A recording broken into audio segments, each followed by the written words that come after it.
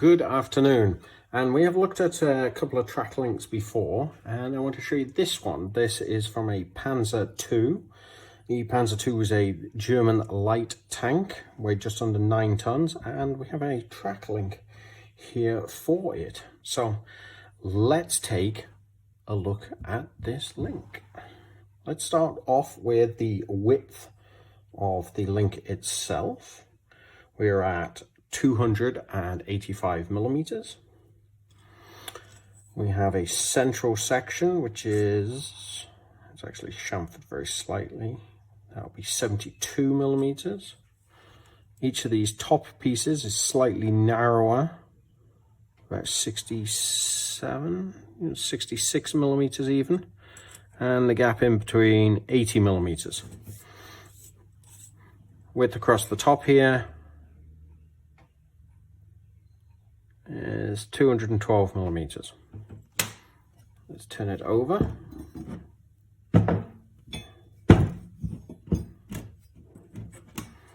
Distance between the tops of the guide horns, the outsides of the guide horns, is exactly 150 millimeters. Distance between the insides of the guide horns, it's a little harder to measure. It's just shy of 10 centimeters. I would say that's about 98 millimeters. And you can already see we actually have some damage on the inside and damage to other little parts. We'll come to that in a second. So first things up, it's fairly obvious it's made of steel. Stick a magnet on it. Yep, magnet sticks to every part of it and to the track pin as well. So let us move that around here. We can see some nice features on this. First and foremost, obviously we can see the head of the pin here. We can see the hole for it as well. The track pin hole itself measures in at, not quite 17 millimeters, 16 and a half millimeters. We also have a very pronounced rib on top here. It comes down, that's repeated on this piece, and to a lesser extent on here as well, where it's slightly thickened. So this is acting as a spud for digging into particularly soft ground to get some extra traction. We have two large webs within it, two large openings within it, and we have these actual web sections here coming out from the middle to help spread the load. These are actually quite unevenly cast.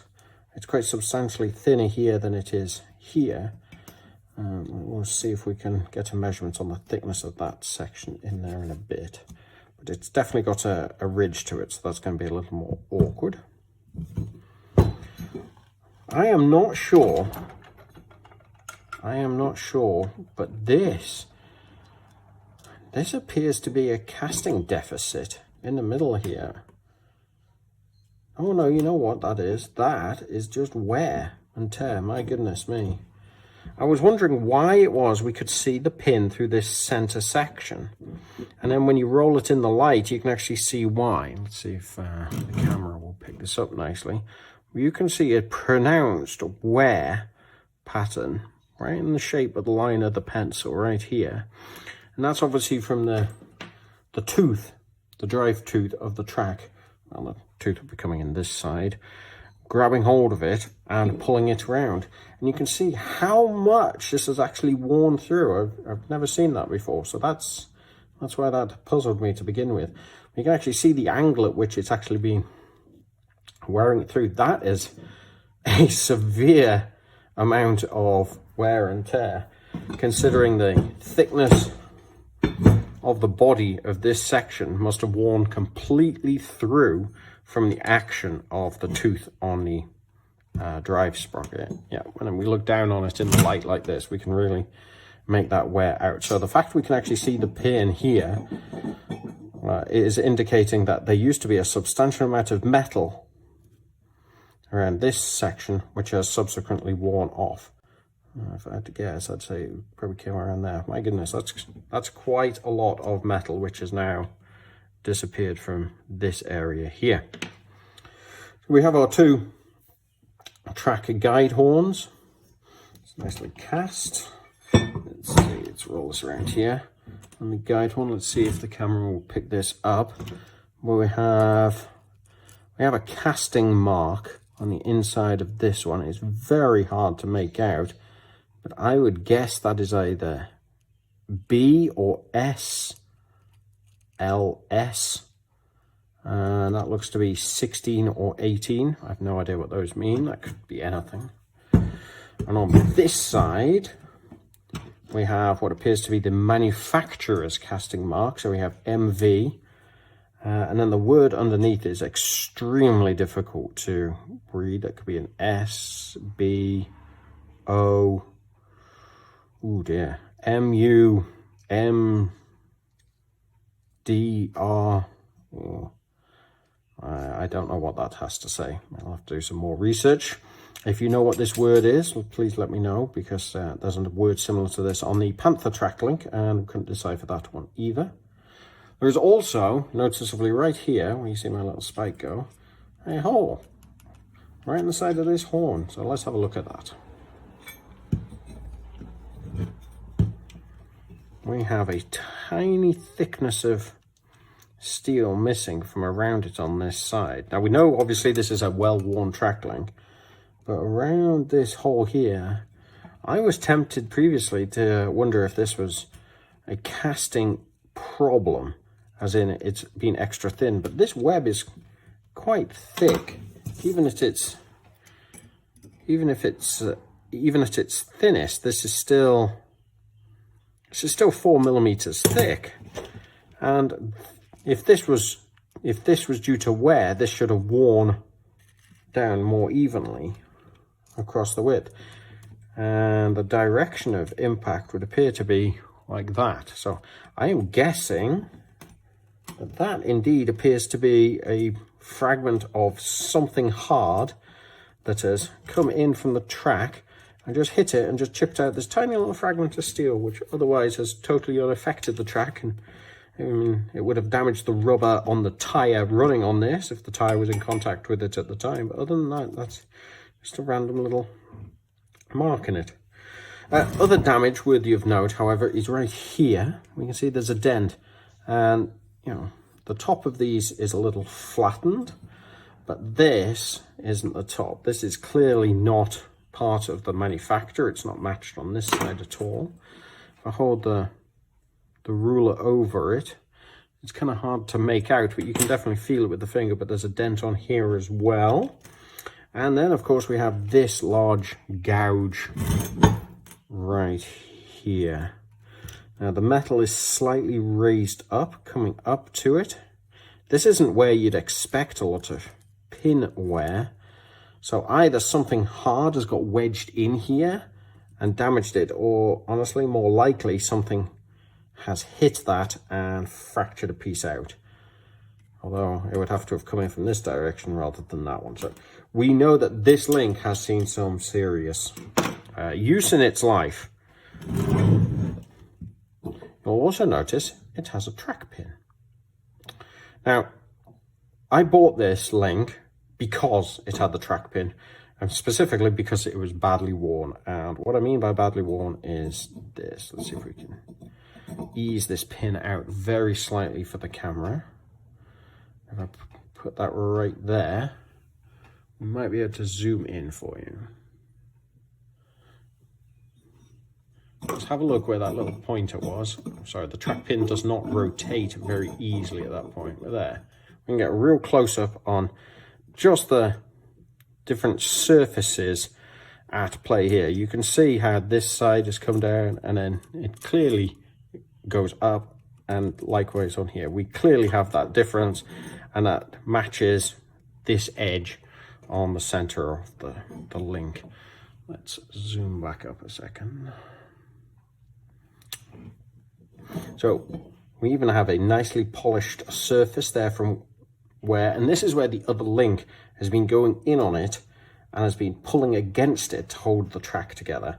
And we can see the effect that this has had. This is a vehicle that's seen some serious wear and tear. Let us try and get this pin out.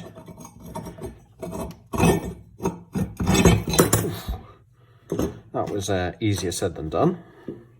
And now looking at it in its entirety, let's just pass it past the camera here. You can see the wear on this pin in all its places. I mean, this pin started straight and it now looks like some magic wand, for lack of a better term. So, the pin itself, what have we got here? The pin itself is exactly 300 millimeters long.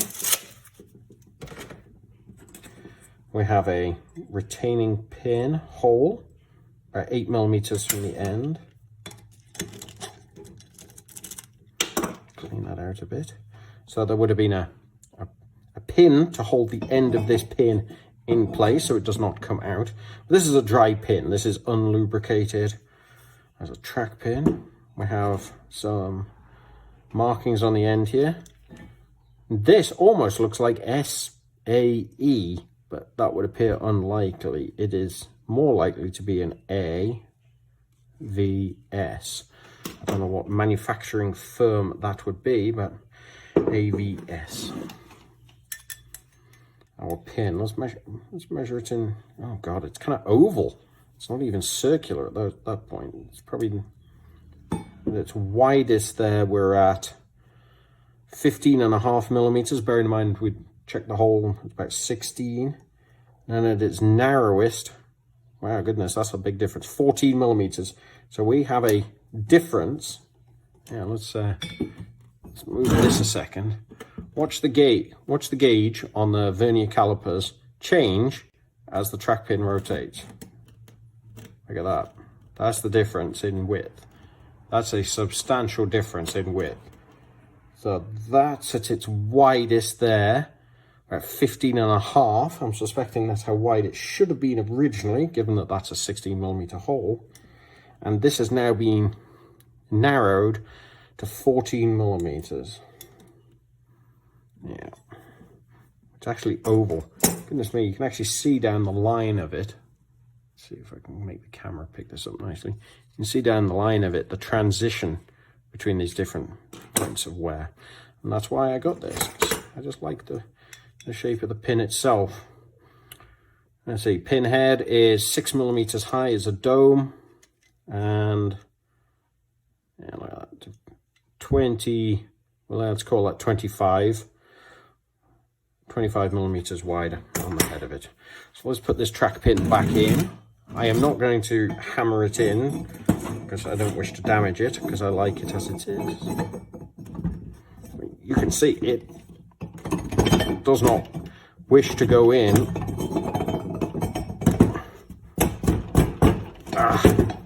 It's wedged. There we go. I think that gives you as clear an indication as I can as to how damaged this pin actually is, and that's why I like it. On the end here, now the pin's in place, you can see the projection of the pin from the last hole, and there would be a spike, there would be a retaining pin, goes in the end here, so it's driving around the pin. The track pin itself does not come out. So if maintenance was required and the pin needed to be taken out, you'd remove this guide and take the pin out. So that is my Panzer II tank Tracklink. I hope you found that kind of interesting.